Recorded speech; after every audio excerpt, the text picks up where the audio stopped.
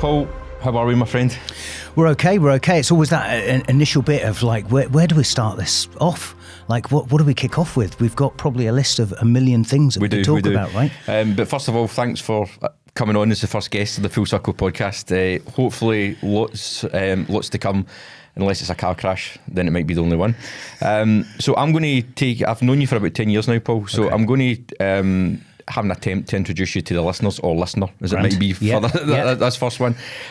So husband and dad, let's get the most important jobs out of the way first. Spot on. Yeah, nice Spot one. On. Yeah. Then after that, the list is quite long. So serial entrepreneur, you've started a number of different companies across a number of different sectors, from networking, IoT, blockchain technologies, to mental health apps. You do a bit of volunteering as well. I do, yeah. I've seen, we're going to touch on most of that as we go through. Grand. But the one I'm most impressed with, stroke surprised about, if I'm being honest, is ultramarathon runner. So I seen that you completed the Glasgow to Edinburgh ultramarathon. I did. Now, the first time I met you 10 years ago, you didn't strike me as an ultramarathon runner. So is that a new thing?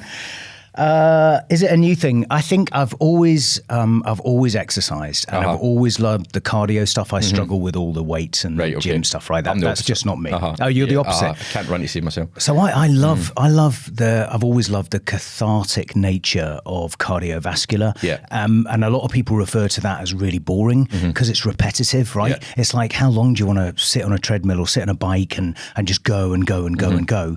But I think there's something in that for people. Yeah.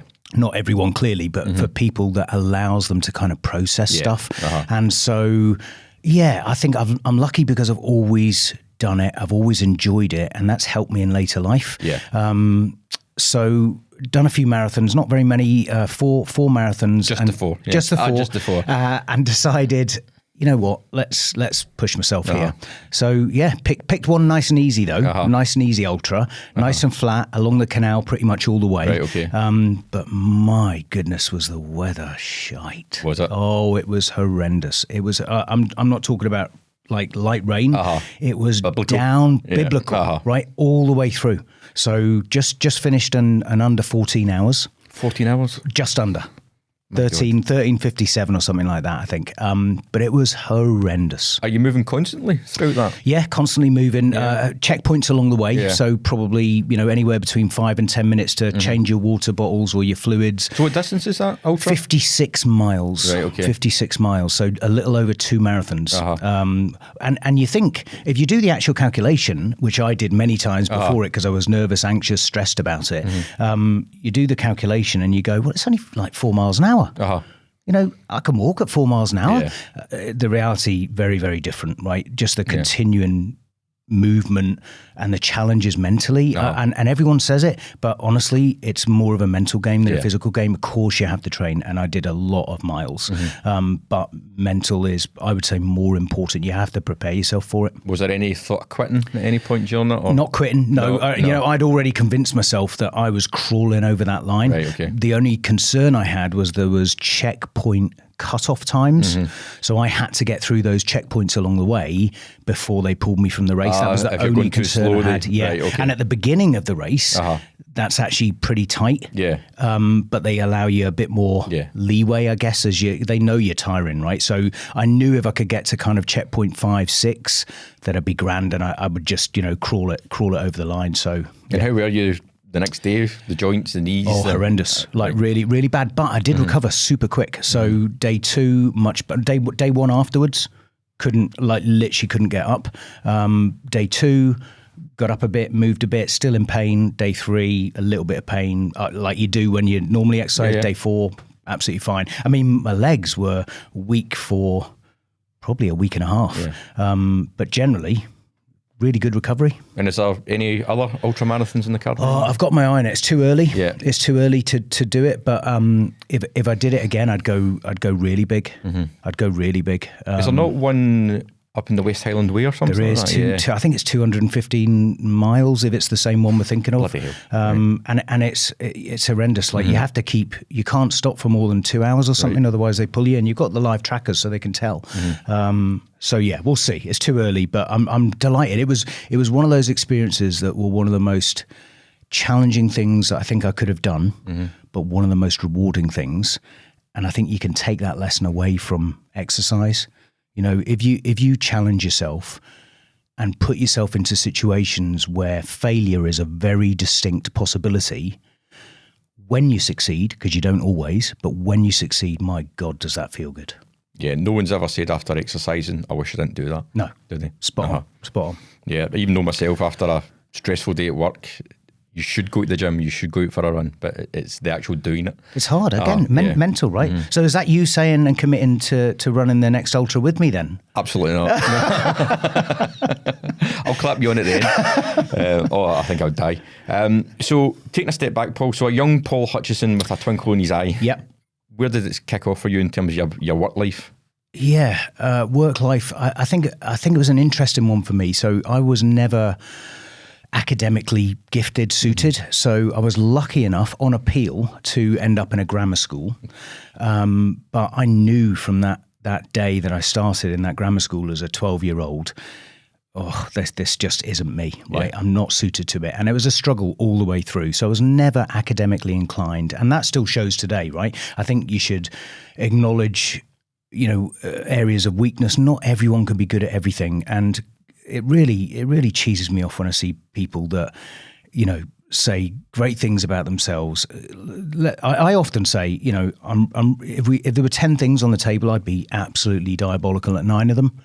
But the context to that is when I tell you I'm good at something, I'm bloody good at it, right? But that's the context. Mm-hmm. So where did it start? So left school early, few GCSEs in the back pocket. And I was literally that stereotypical guy that went onto the factory floor. And I think my first job was putting together coat hangers, right, on a conveyor belt. Really challenging, right? And then what did I do after that? I got promoted into packing greetings cards on the factory floor. So that you'd think that was the pinnacle, right? But I guess all of this was good, right? And this is what I mean. I don't think there are any experiences that you can't take something from. So I think, and it's hard to explain this, but I've always had ambition, motivation, desire, hard work ethic. I think it probably comes from parents who I saw day in, day out, going out and doing really tough really important work. Mm-hmm. But I always had that. So I was always searching for the what next. And there was a kind of pivot point at the Hutchinson days, which I'm sure we'll come on to, right? But leading up to that, so fell into the world of admin, fell into the world of payroll, fell into the world of maintaining retail stores in a headquarters back in the days of video stores. Mm-hmm. So started to organize resources to go and fix situations that would keep businesses operational. And I think that's where the beginnings of it came. I saw the value of that to the big enterprise client. Both in terms of level of service, reaction of, speed of reaction, and producing good results to enable them to continue their business and drive revenue, right? That wasn't all there at the time, but I think that's where the kernel of where I ended up was. So went from there, tried a few other things out, and then fell by accident again into technology. And I was always looking for the next thing in terms of feeling like I had to progress. And what did progress mean to me at that stage? It was, the perception of a better title or the perception of more revenue, more cash, more salary, right? Mm. And that continued, fell into the world of technical, started to get into the world of Cisco training. Again, though, similarities in terms of managing technical resource, that expanded to kind of global resource where we were flying Cisco instructors in to deliver training. And again, started to recognize the value of expertise to clients. So how do you go from coat hangers to understanding that Cisco's a thing and that it needs training? There's quite a gap because it doesn't sound like you had a technical background at that point. Not at all. So my first job in that world, ready for this? My first job was a training center, right? So there were 5-6 classrooms in this training center. My job was to order the Cisco manuals, ship them from the warehouse backwards and forwards, clean the desks after the last week, and the whiteboard, and tidy the room and tidy the chairs and put all the relevant collateral on the table. That was my first job in the operations really team. Is starting at the basic, bottom. super basic. But if you've got a passion for something and you're inquisitive and curious, you can't help but become more and more involved. And I think that's a key thing as well. If you're genuinely passionate, so you don't talk about passion, you are passionate, very big difference, then businesses, colleagues, customers will always not only see it, they'll feel it and they'll value it. And that essentially meant that I started to rise through the ranks in the operational departments of various Cisco training partners and IT training companies, to managing those technical resources, understanding what the certifications meant, understanding the impact for the businesses, to the point where I became operations director and then started my own training company with some colleagues. And we were one of the top Cisco training partners in the UK. See your point in passion. It's so important for the young folk coming up just now.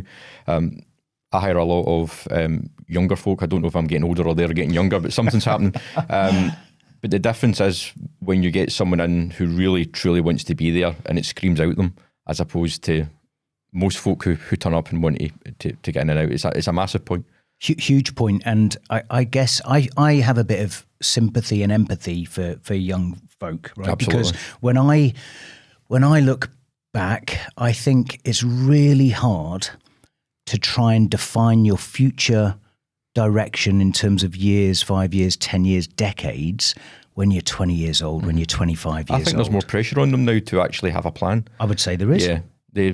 I've got kids, I've got nieces and nephews, and they're always wondering about, what do I need to do? And you think, you're 17, or well, don't worry about it. No, don't worry about it. You know, and I think passion towards a thing or a topic is one thing. Passion to do the right thing, which is ubiquitous wherever you apply it, something completely different. Yeah. If that makes sense, right? Well, I say try and find something you enjoy. Yeah. Yeah, that's important. So going from, where was the leap for taking a salary to actually making that leap of going out by yourself? Because it's not an easy thing to do. No. People get used to a steady income, they get mortgages, they get bills, they start to become reliant on it. So it's almost like a handcuff. So it takes a lot to jump from saying, do you know what, I'm going to move away from this salaried position and I'm going to go for my own. So how did that come about? So a couple of points here, right? So I think I've changed my opinion on this over time and through experience, right? So making a decision to do something is not hard in any way, shape or form. My own view, right? It's the easiest thing that you can do. And actually, by making the decision, you provide yourself with clarity and therefore you're able to focus. A lot of dithering around should I, shouldn't I, goes on for years and can actually be disruptive to your mental capability and your ability to perform. So I'd say the decision actually is really easy, but people are reluctant to make it. And why is that? I think it ultimately boils down to risk or the perception of risk from the individual. So you get higher risk takers and lower risk takers, right? And ultimately, I think I very much put myself in the bracket of higher risk. But when you put yourself in that bracket, one of the things that comes with higher risk is higher propensity for failure. And that's a really easy thing to say, but you have to accept it. If you want to be more high risk, not irresponsibly high risk, but if you want to put yourself out there, you have to accept that failure. So I think that's the key point. I in that training world saw a lot of enterprise customers that were asking for more and more professional services linked requests. And at the time, we very much wanted to stick to our core, which was training in the business. But I saw this opportunity and it was high risk and I took it and it was a disaster. The initial bits were an absolute disaster. If you'd have written a rule book on how to screw up starting a business at the beginning, made them all. So I took the leap, made the mistakes, but very quickly, because you make mistakes, I'm a big fan of making mistakes are the key to learning. You can read all you like, you can absorb all you like from experts, but until you actually go and make that mistake, I don't think it becomes real. Failure is one of the biggest items to success. Huge, without a doubt. Hugely, yeah. I don't think I know anybody who hasn't suffered failure who's then went on to be successful. A lottery win. And almost when you go through the failure, it takes the edge off it. Absolutely. It takes the edge off it, because I think we go round in our own little bubbles and our own worlds and our own ecosystems, frightened to death of how people see us. Absolutely. Frightened to death. It's one of the biggest freeing things when you realise it doesn't actually matter what people think. No, and actually, here's the bit. I don't think anyone cares. No. they really don't care. We think people really care about, what we're up to, what we're doing. And I'm not saying people don't at a interest level, but do they really care whether you're this, whether you're that, whether you do this? Oh, it's just interest at best. And who cares? And who cares? Exactly. So you started off in the training then. How did Hutchinson Networks come about? So I obviously knew Hutchinson fairly well. I was a customer for a long time. And you're still talking to me. Yes, still talking. So there we go. So for the benefit of anyone who's watching or listening, Hutchinson Networks was a Cisco reseller. But that's how you started off, wasn't it? And you grew that to become a significant player in the Cisco ecosystem. I think so, but we were always the anomaly. I think in the Cisco partner space, and I'll explain why. Because my background was always around the professional services, we were delivering professional services and punching well above our weight. So we were deploying, high-level engineers, low-level engineers to fix problems out in the field outside of the UK. And we weren't getting involved, and actually had no appetite at the time for selling the hardware, selling the software. So we weren't really bothered by that. And when we got to the pinnacle of our revenue, which was small really, but when we got to the pinnacle of that number, a significant percentage of that, I'm talking 70%-ish, all professional services. So when you contextualize the number with the services number, I mean, you and I could go out tomorrow and sell, 2-3 million quid's worth of hardware. That's one deal. Yeah. And it's a one transaction, but professional services is completely different kettle of fish. So I think we were an anomaly, but we got noticed very quickly because, again, we were another version of an anomaly because we were very much technically led.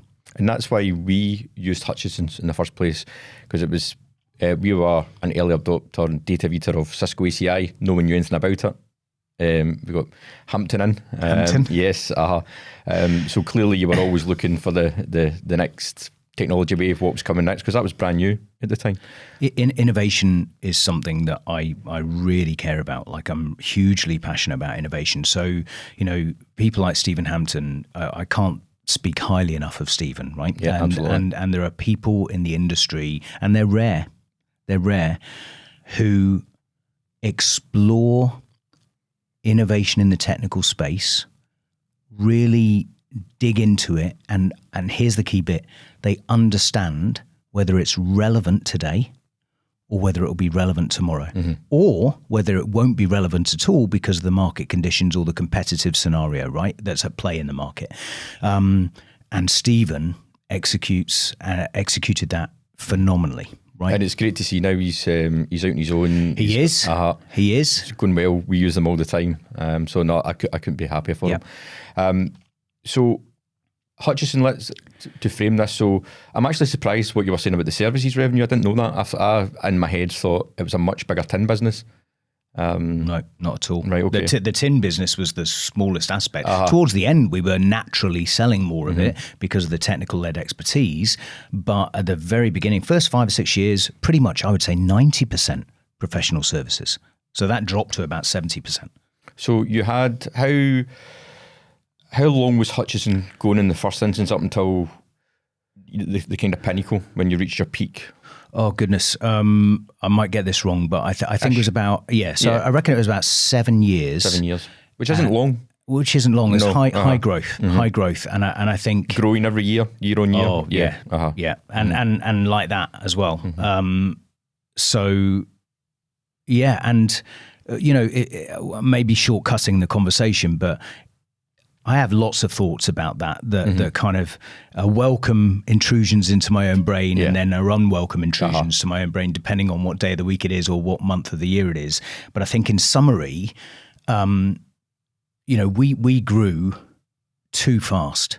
And that was a reflection of a mix of passion, ambition. But when I think about it, it was a reflection of customers' feedback and desire for more. If customers weren't demanding more and more and more of us because of the value we were giving, it probably would have been an easier and a more sustainable growth curve. But I think we went out, we were delivering something different, which was technically led quality, which affected business outcomes. So it wasn't about tech for tech's sake. It was, why do you want this? We would often turn down business because the customer didn't even know why they were buying the stuff. Right, okay, yeah. And so whole different kettle of fish. Now, I'm jumping all over the place. The thing that really amazes me and it saddens me actually is that today I'm in a different space now, but I keep getting pulled back into that world, right? I keep getting pulled back into that world. I'm happy to assist, I'm happy to support. But what I'm seeing in that world is actually a degradation of quality from where I originally left it, which was a poor execution. Would you ever go back? Quality. It sounds like a little bit of unfinished business, perhaps. I think never. Never say never. And I think the metrics for me have changed in terms of what ticks the box now for me. It's got at the core, it's got to be delivering great service, innovative technology to give competitive advantage and operational efficiencies, whatever that may be. Because even in the same sector, they're different for similar customers, but for the market. So you took VC funding. When was that? Was that about 2017? So PE. It was PE. Yeah. And there was a queue of folk. So we hit the 10 million mark organically, right? And one of the big lessons in my life was when you're making significant amounts of profit and cash, try and just keep some of that for yourself, rather than Darth Laddie here, who literally grew from 3 people to just at the point of getting PE, we were probably, I think, around 70 people. And that's a lot of mouths to feed. That's a lot of mouths to feed. And that was prior to PE. So it was all organic. That was delivering services, making money, reinvesting, doing the same again. And I shot myself personally in the foot there. But, again, another great lesson. But yeah, took PE in 2018. And 12 months later... Almost to the day, wasn't it? To the day, almost, yeah. Like a day either side, I think. We went pop. Yeah. So, going from being able to get investment into the organisation to going pop, as you say, going bankrupt a year later, that's quite a catastrophic failure. People often think these mistakes happen quite close to the actual event of going bankrupt, but the things tend to happen much more in the past, and it might be insignificant things, but when you look back, you think, actually, these decisions were the actual catalysts to the path we ended up on. I always heard one of the PE guys talking about companies that go under, and they said it's like a plane going down. If they start pulling up too late, it doesn't matter. They're going to hit the ground eventually. So I assume you've looked back a lot. It's what happened. So where do you think those mistakes were? Not even mistakes, decisions. Yeah. So multifaceted, right? And I don't think anyone could, with their hand on their heart, tell you that any one of those things ultimately led to us going bang, right? But let me think about the obvious ones, right? The obvious ones are poor hiring choices.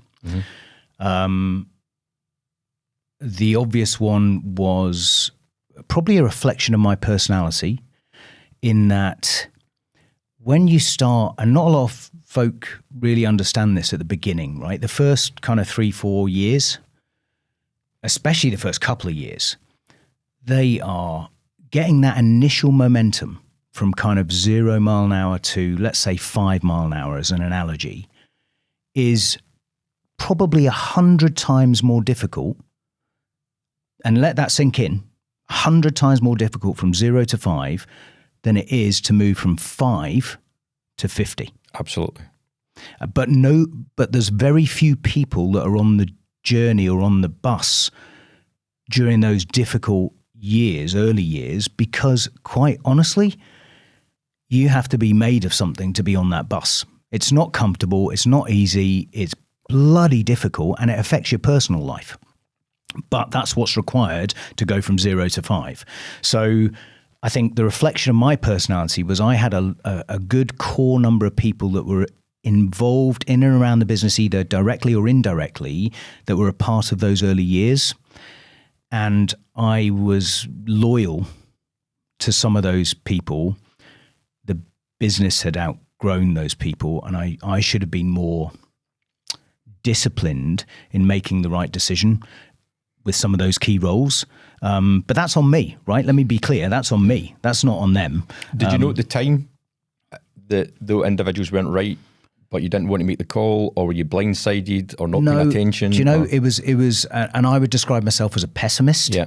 But actually in that scenario, I think I was an eternal optimist. I was hoping. Loyal, perhaps? Loyal, absolutely. Yeah. Mm-hmm. But actually hopeful that through experience, those individuals may step up and be able to manage more effectively. But anyway, that's one area. I think another area was that always say yes to the customer, except when they want stuff they don't know what they want. But that high growth curve, right? Super high growth curve, we should have just hemmed that back a bit.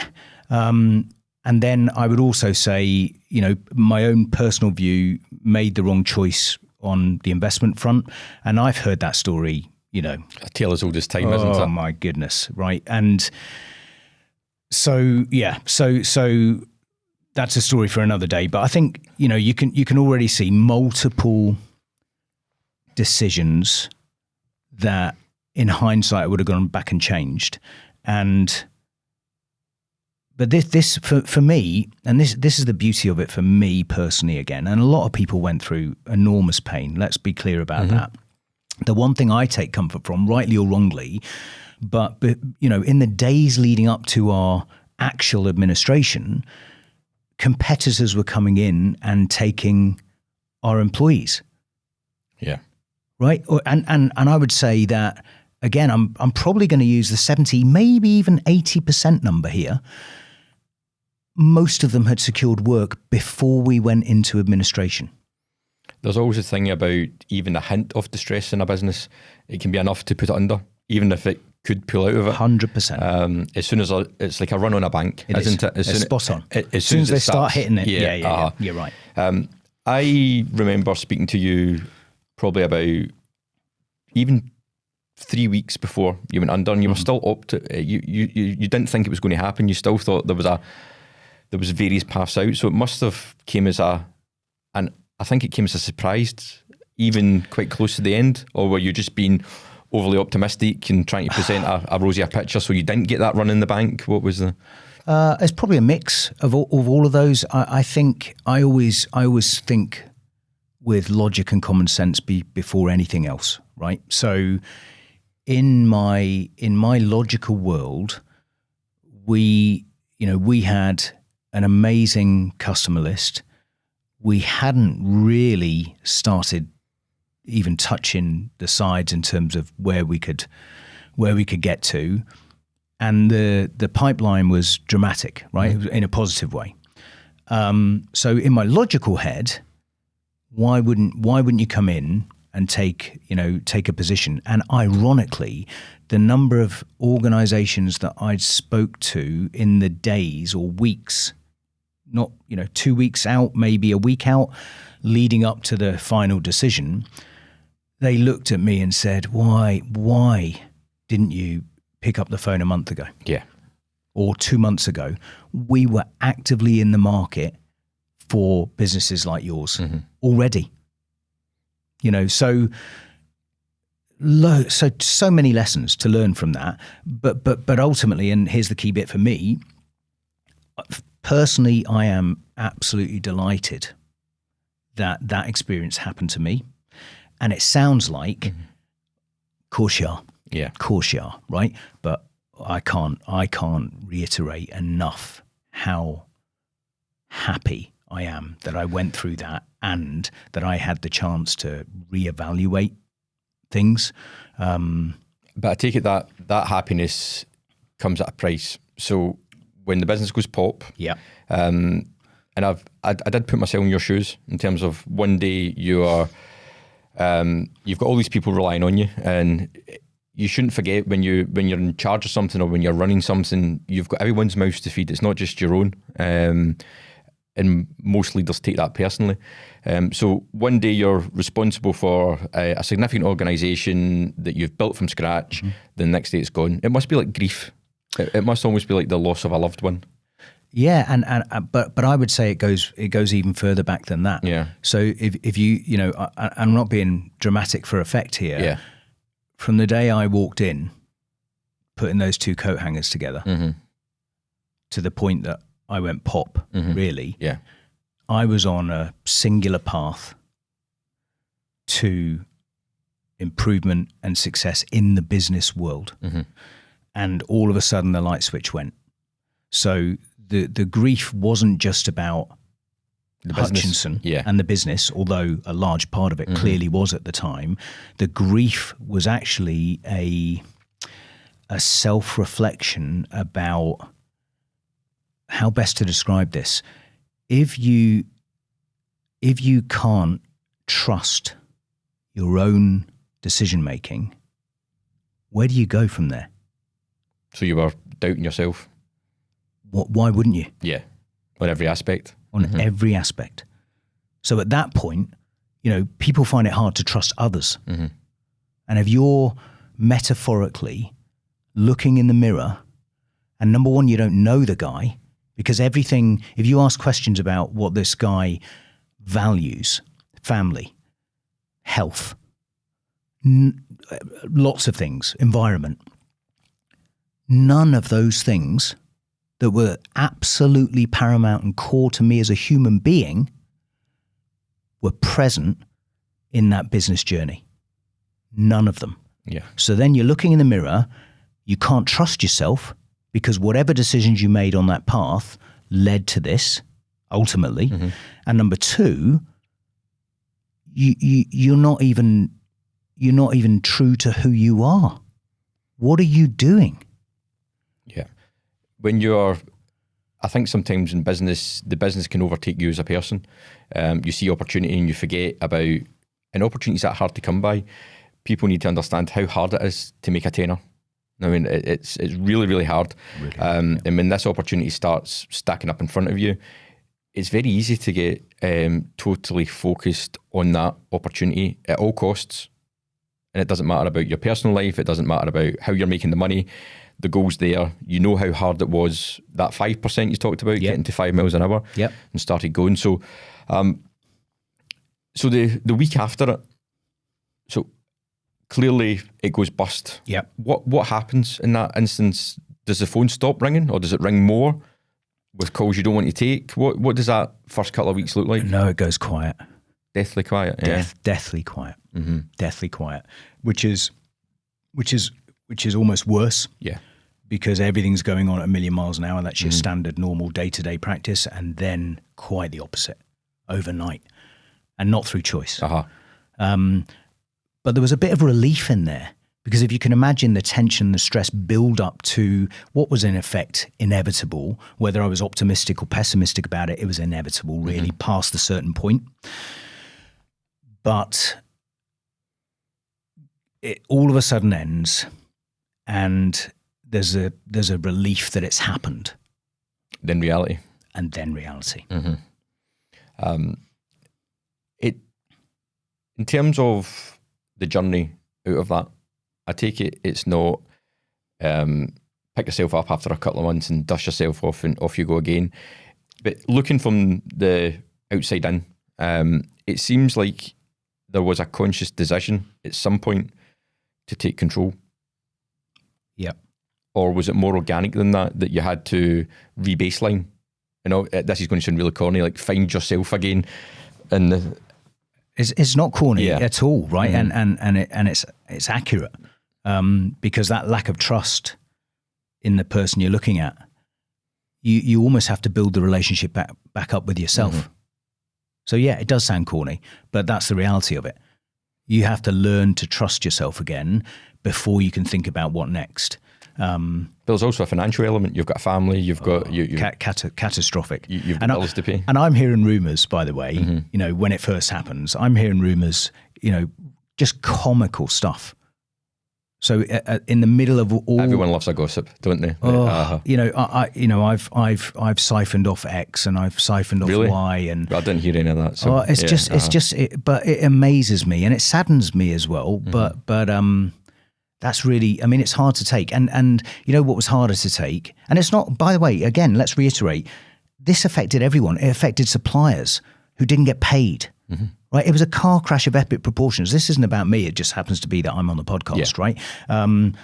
But for me, it was catastrophic. It was catastrophic because I went from having 125 full-time staff that couldn't, you know, it was literally a conveyor belt of airplanes at my office door, you know, all the time, non-stop. Can you help me with this bit of guidance here? What do you think? Like non-stop, all the time. And that went down to a handful of people that continued to communicate with me, yeah. And those people actually surprised me because I wouldn't have selected those people at the beginning. But those people were the ones who continued to communicate when they had nothing to gain. Yeah. That's a massive point, isn't there? Because you've got to look at why people are around you in that situation within your life and what's their actual motivation and what they're trying to get out of it. So what was the first job, I guess, after that? Where did it start off again? So you've went back to the beginning. Yeah. So I reverted to what I've always been passionate about, which is the innovation. Mm-hmm. And you know, IoT appealed to me. Mm-hmm. I'm still hugely passionate about that, but in hindsight, because it took me 2 years really to even kind of get back to my feet, really. Mm-hmm. But I would say in hindsight now around that IoT space, it's relevant now. I was probably a couple of years too early on it, right? Mm-hmm. So it's an incredibly exciting proposition for customers, and you know, I can't, once you get me started talking about it, I can't stop. But I think, you know, the key thing here is what I call it my old world, my new world, right? My old world was about working really, really hard in a laser focused way for an end objective. And if that took 3 years, 5 years, 10 years, then so be it. Let's get on with it, roll the sleeves up, because that's where we're going, right? Now it's about trying to be as disciplined as possible for myself and those around me in enjoying every single day. Genuinely trying to enjoy every single day on that journey so that it's a journey worth taking, but there's some positive attributes that come from every single day that nourishes you, and actually the end objective becomes less important then. Yeah. It's a very unique way of looking at it, about trying to enjoy each and every single day, because most people in business try and get the days out of the way. It's always the next quarter, the next year end, the next big deal, on to the next thing. Yeah. No more so than at the end of a financial year when you go for, right, okay, we achieved a target, then next day it's, okay, let's start again. So it's a very unique way of looking at it. And I think that will actually change the fabric of these businesses. If that is every single day, is how do we make this slightly better? Hugely, but I struggle, you know, and maybe it's because I've been burnt a few times, but I struggle even now when I talked about my experience of being pulled back into that old world and seeing the kind of delivery ethos and values around professional services. It's shocking, right? It's shocking. And I look at the way businesses are run today, and day-to-day stuff, forget metrics, right? Margins, revenue, customer acquisition, just forget that for a second. That's all assumed. But I see the way they're actually run, and I'm going to use the word, it's abhorrent. It doesn't align with being human. Yeah. Business does not align to being human. Let that sink in, right? So something's got to change. And if you look at it at a societal level, you know, I walked past the cenotaph on the way here, right? And there was a note on the cenotaph around, you know, let's make sure we don't forget why these people died and sacrificed their lives so that we can live in peace, right? What have we learned? Yeah. Like, what have we learned? And how long ago was that, right? So what are we learning about the damage we've done to the planet? You know what we've learned. Absolutely nothing. In fact, we're pressing the accelerator, not the decelerator, right? Or the brake. So then I bring it back down a level, forget the kind of macro stuff, and I look at business, which is inconsequential. It's inconsequential. It's a money driver. A singular aspect of life, financial wealth, is what business is about. Absolutely. A singular aspect of life. It cannot align to humanity. So it's flawed. And that's why trying to enjoy the journey by having genuine positive impact and working and partnering with people who genuinely care is critical to your own health and your own sanity at the end. Yeah, your business ends up being a mirror for your soul, doesn't it? It bounces back. I'm a little bit more optimistic. See, a lot of young people coming up, they have a totally different mentality. 100% totally different. 100% a totally different mentality. Yeah. And hopefully they can drive change. And it doesn't. It needs individuals to change. But Danny, is there a danger there though? Right? Is there a danger there? Because if we look at our parents and our parents before that, they were placing all the hope on us. Yeah. Someone's got to get it right. Surely. So you are the optimist. Yeah, absolutely. You see them coming up, the younger generation thinking a different way. There's a lot of distraction in terms of social media and making sure you look perfect, but they're making decisions for different reasons. Yeah, I can see that. I even see it within my own business. It's very easy to throw money at people to solve a problem. You're not happy, here's some money. You're not happy, here's some money. Absolutely. That's the lazy way to fix a problem. See the amount of young people who would just not respond to that in the slightest and actually say money is important, but it's maybe third or fourth. Huge credit to them. Actually, my work-life balance, my own mental health, the company's ESG policies in terms of how you're operating, the stance, how I see myself. These are all more important than money. And you've done phenomenally well at Data Vita there. Yeah. Amazing. There's a lot of mistakes along the way. Of course. And I came out of that reseller community where it was pretty abhorrent, as you say. Everyone shouted at everyone and it was all about screwing each other over to get the buck. So you would throw money at things to try and make it go away. But I think it's more important to understand what people want. And techie people are an anomaly as well. I would say they are, yeah, absolutely. They're wired differently from what you're doing. So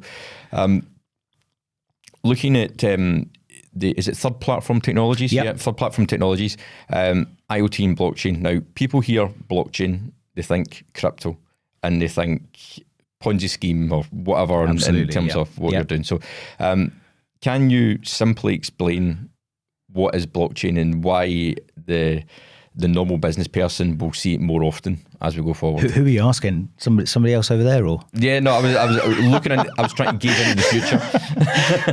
Okay, I'll give you my take on blockchain, right? Which is, you're absolutely right to call it out. And you know, I was going to say nothing to do with crypto. Of course, it's linked with crypto because it's the methodology of which crypto is based, right? Yeah. But blockchain is entirely separate, and the simplest way that I use to describe it is capturing and writing data to multiple sources at the same time.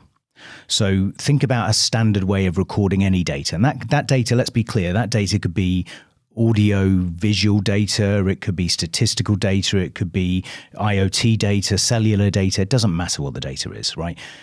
But if you as the custodian of whatever data it is, are writing that data to a single point on a cloud, on a server, in a file.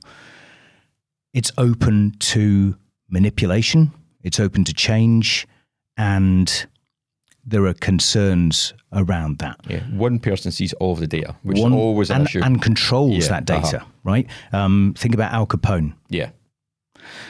So blockchain allows you to write data to distributed ledgers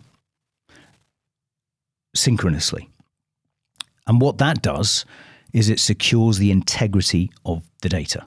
And those repositories of multiple writing are often, globally placed servers. So why would you this isn't a value proposition around writing data to the blockchain en masse. This is around businesses starting to think critically about which data exists in my business internally and externally that's absolutely crucial. So things like risk, insurance, health, financial, sustainability, ESG, production data, anything that can be challenged. If it's written to the blockchain, you've got a completely different level of authentication and validation at your disposal, and it means that there's not a single person that controls that data. So from an outside audience, whether that's legislation, regulatory, even switched on and informed consumers, now they see you very differently.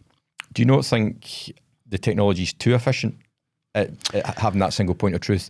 And a lot of businesses, big organisations, governments, whoever they may be, don't want everyone to have a single view of the truth. Yeah, and there are ways that you can do calculations in the single pane of glass. Yeah. So you can come to the conclusions you need to and write that data differently to the blockchain to secure the integrity of the whole picture. Yeah. Right? But anyone who needs to understand and be transparent can. So there are different ways of doing it, but absolutely. But from a consumer perspective, if a brand is telling you, look, there are certain things we want to share with you and there are certain things we don't, I know where I go in my head as a consumer. Yeah. So if I'm a consumer and you're saying, see this product that we make, we feel so passionately about who made it, how we made it, and the supply chain that was a part of making it, that we're going to store that data in the blockchain to be publicly available, transparent, and can be challenged. And the difference there is immediately you get a different sense of who that brand is and that they're not perfect, but they're on a journey to doing the right things. Yeah. So if you've got a CTO or an IT director or a business owner sitting somewhere, what's an actual real life use case that you've seen implemented where? So we're working with distillery at the moment, who are, and we're one of the first, by the way, Ardent American Distillery, a Delphi distillery, one of the first to really live and breathe sustainability before it was a fashion. Yeah. They demonstrated behaviors around that, which were way before people started to put it on, LinkedIn and Instagram and everything else, right? So that's an example of an organization that's incredibly passionate about living and breathing values that ultimately lead to the production of their product. And in this case, amazing whiskey, although I haven't tasted any alcohol in a few years, so you have to tell me what it's like. So what do they care about? They care about being transparent. They care about validating their supply chain, and they care about sharing the journey of that product. And they see the benefit for their consumers. So their consumers can share in that joy. They can share in that value or the set of values, and we've helped them to lock in the data that's important, to be transparent, and we're now looking at integrating different areas that were disparate. Every business have different data repositories, right? You've got a financial repository, might be in the cloud. You've got a manufacturing repository. You've got servers on site. You've got, legislation, health and safety, insurance, whatever it is, tends to be CRMs, tends to be in different places. So when you look at that, you're not seeing that single pane of glass. So our system, for example, is starting to look at integrating energy data into their production data so they can make better decisions. It's starting to look at HR data and financial information from supply chains into the same. So you can start to analyze and correlate the relationships that these disparate data systems have with each other. And when you do that, my goodness, you come to amazing conclusions around efficiencies and decision making that are second to none. And, you know, I've got a podcast coming out in the next week, I think next week, certainly very shortly, where don't take it from me, listen to the customer. What's the name of the podcast? Give it a little plug. Goodness me, it's a third platform podcast. So it's the first third platform podcast we've done.